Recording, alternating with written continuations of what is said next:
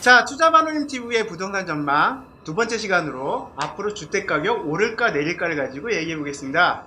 자, 이번 영상부터 보시는 분들을 위해 먼저 말씀드리자면은 진행을 도와주시는 분은 수익형 부동산 컨설턴트 박수현 팀장님입니다. 자, 앞으로 주택가격 오를까요 내릴까요? 박 팀장님 생각은 어떠세요?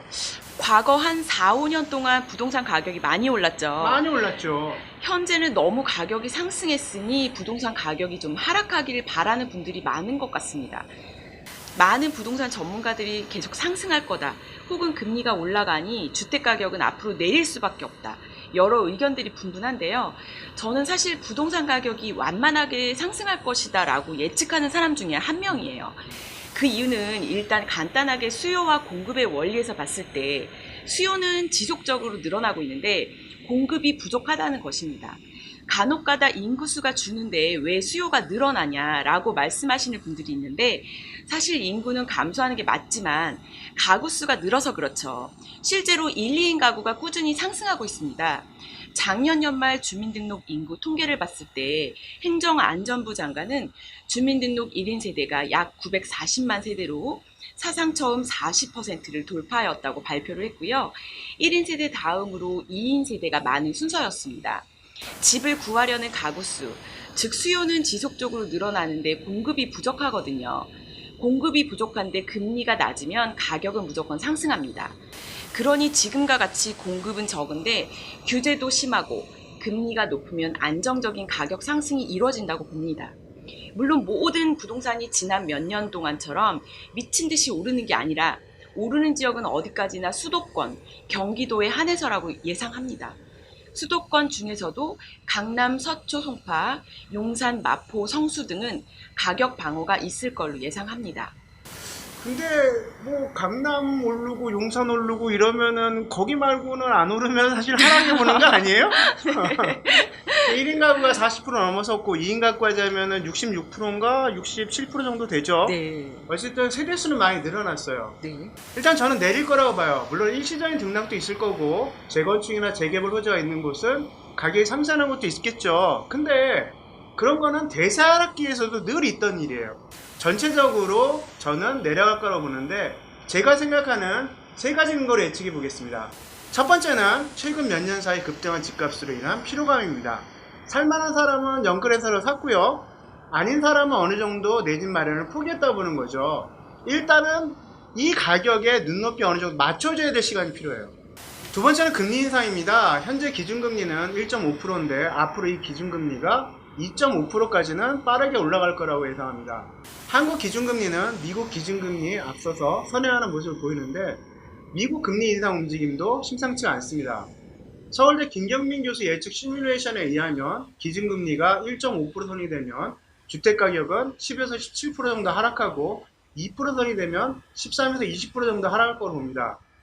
저는 기준금리가 2.5%까지 올라간다면 강북권은 20에서 30%, 강남권은 10에서 15% 정도 하락할 것으로 예상해요. 자, 강남의 하락이 상대적으로 낮을 거라고 보는 이유는 15억 이상 아파트는 대출이 안 되죠. 네. 전액 현금으로 사야 돼요. 네. 강남은 대출 없이 현금 구매하는 사람이 많기 때문에 가격을 내려서 팔지는 않을 거라고 봅니다. 그래도 강남에도 좀 싼 주택이 없는 건 아니거든요. 네. 그래서 어느 정도 영향은 없지는 않을 거라고 보고요. 세 번째가 공급인데요. 양도세 중과가 한 시절 유예된다면 다주택자의 경우 강남의 똘똘한 한 채를 유지하면서 강북권이나 수도권 아파트를 정리할 거고요. 또 몇 채를 정리해서 강남의 똘똘한 한 채로 갈아탈 수요가 있을 거거든요. 네. 자, 상대적으로 강북이나 수도권 매물은 늘어날 수뿐이 없고요. 그 외에도 윤석열 후보가 공약한 주택 250만 호 공급, 서울시의 재개발, 재건축 완화 등 주택 공급은 늘어날 수뿐이 없습니다. 자, 공급이 늘면 어쨌든 집값은 떨어질 수뿐이 없죠. 네. 자, 그럼 이제부터 부동산 이슈들을 한 가지씩 짚어보겠습니다. 먼저 금리부터 한번 살펴볼까요? 네. 네, 팀장님 말씀대로 기준금리가 가파르게 오르고 있는데요. 21년 8월부터 한국은행의 기준금리가 계속 오르고 있습니다. 21년 8월 0.5%이던 기준금리는 최근까지 4번 인상되어 1.5%까지 상승하였고, 올해 안에 2차례 정도 더 인상되어 연말에는 적어도 2% 선까지 오를 것으로 예상됩니다. 문제는 금리 인상보다 대출금리가 더 가파르게 오르고 있다는 건데요. 금리 인상이 예상대로 진행된다면 주택담보대출 금리는 최고 6% 중반에서 7%까지 오를 가능성이 있습니다. 참고로 주택담보대출 금리가 7%까지 오른다면 2009년 이후 13년 만에 7%에 진입하게 됩니다. 현재 주택담보대출 금리가 어떻게 되죠? 네, 주택담보대출 금리는 지난해 말 연 3.6%에서 4.978%이었던 것이 현재 3.9%에서 6.38%까지 상승하였습니다. 오르긴 많이 올랐네요. 자, 기준금리 인상에 비해서 주택담보 그 대출금리가 많이 오른 거는 맞는 것 같아요. 아무리 선제적 대응으로 기준금리를 올린다 하더라도 기준금리에 더해서 대출금리를 정하는 가상금리가 너무 높습니다. 2020년 2월 기준으로 금리는 22년 2월과 동일한 1.25%였거든요.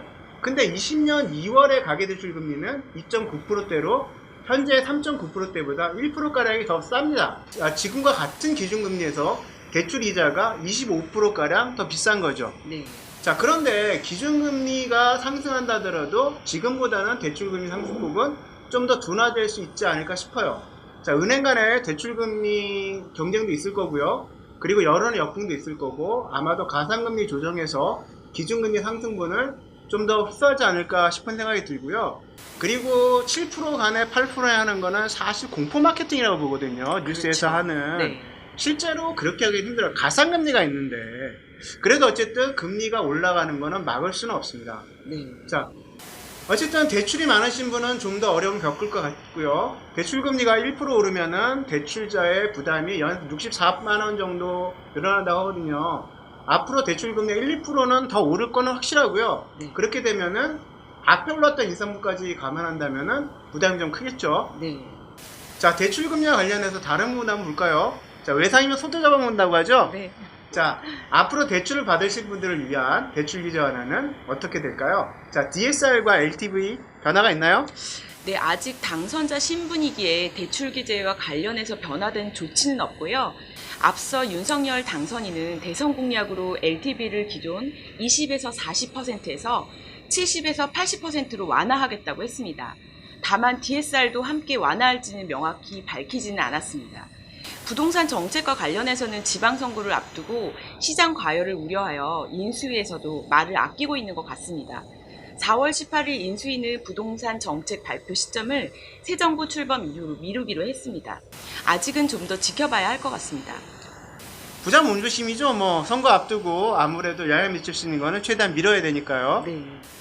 자, 대출을 막은 채 공급만 늘려서는 주거 안정을 이루기 힘드니까 대출 규제 완화되기는 완화될 것 같아요. 자, 먼저 LTV와 DSR 차이만 먼저 간단히 짚어볼까요? 네. 간단히 말씀드리면 LTV는 주택을 담보로 돈을 빌릴 때 인정되는 자산가치 비율을 말합니다. 서울 아파트 평균가가 13억인데요. 계산하기 편하게 10억으로 잡겠습니다.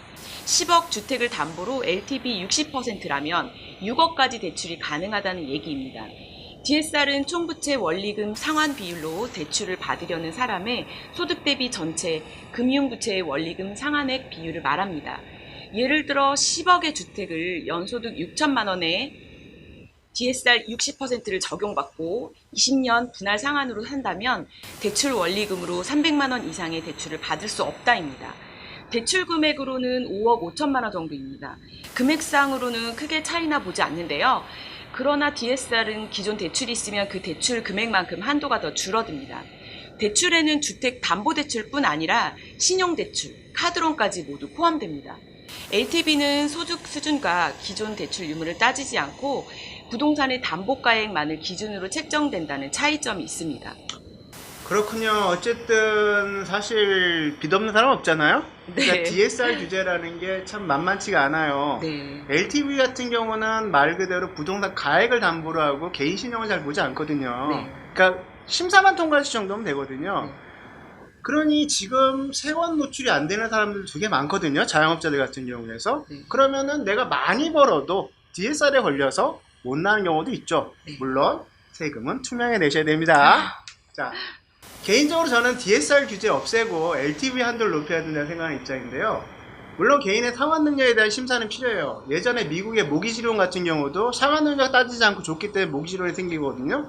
미국이 아마 LTV가 80%가 넘을 거예요. 자, 근데 지금 소득 대비 주택가 상승률이 너무 높아요.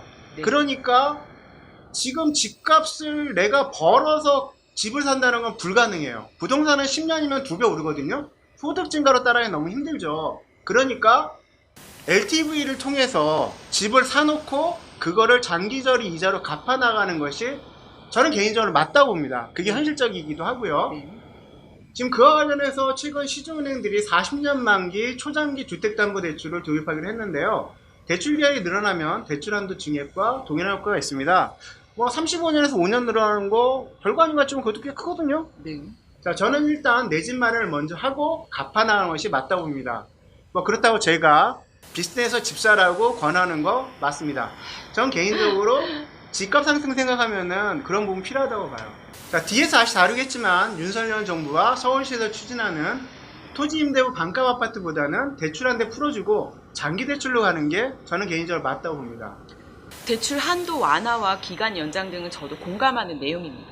자, 얘기 나온 김에 공급 대책 한번 얘기 들어가 볼까요? 윤석열 정부가 250만원 공급한다고 했고 서울시의 재개발, 재건축 완화 등의 여러 공급책들이 나오는데 어떤 것들이 있는지 한번 살펴볼까요? 네, 여러 공급 대책들이 나오고 있는데요. 오늘은 윤석열 당선인의 주택 공약을 중심으로 살펴보겠습니다. 주택 250만 호 공급, 생애 첫 주택의 경우 LTV 80% 허용, 용적률 500% 상향, 개발이익 환수금 축소, 다주택자 양도세 중과 유예 등이 대표적입니다. 아유, 다뤄야 될 내용이 많네요. 여기서 한 번 더 끊어가야 될 것 같은데요. 보시는 분 지루할 수도 있고. 자, 다음 방송으로 이어가도록 하겠습니다. 영상이 도움되셨다면 구독과 좋아요 잊지 마시고 다음 방송 바로 이어가겠습니다.